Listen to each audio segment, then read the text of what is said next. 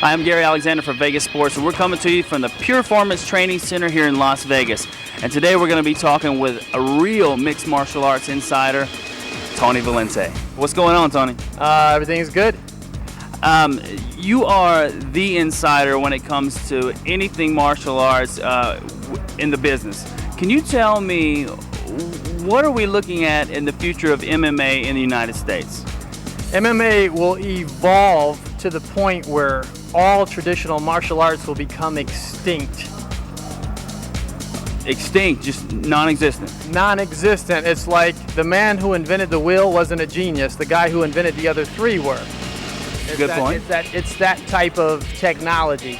So boxing is going to follow suit? Boxing is so corrupt and so political, and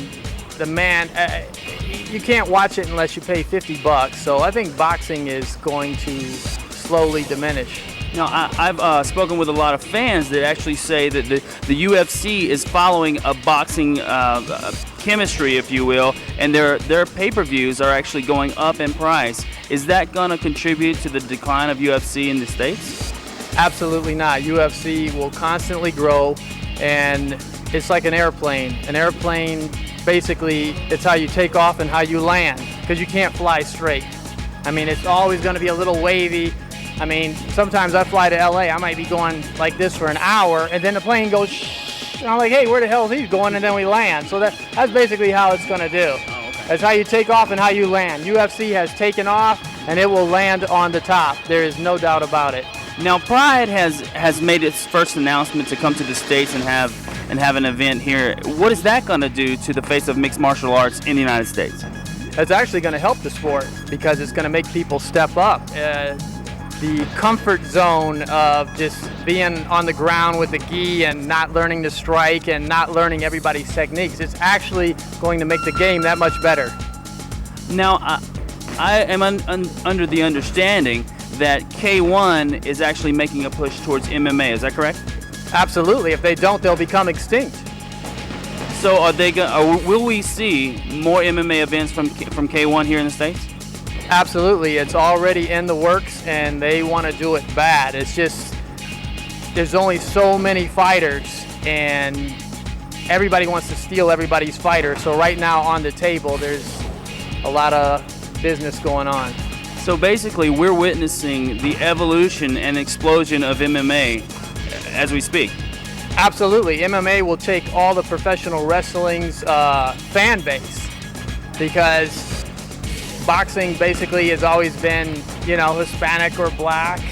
Kickboxing has been primarily Asian and European, but UFC, which is the ultimate fighter, is your average white guy up the street, will get you in a headlock and pull your head off. You can be a championship boxer, he will tap you out. You can be the best guy in Thailand, he will shoot on you, get you down, and tap you out.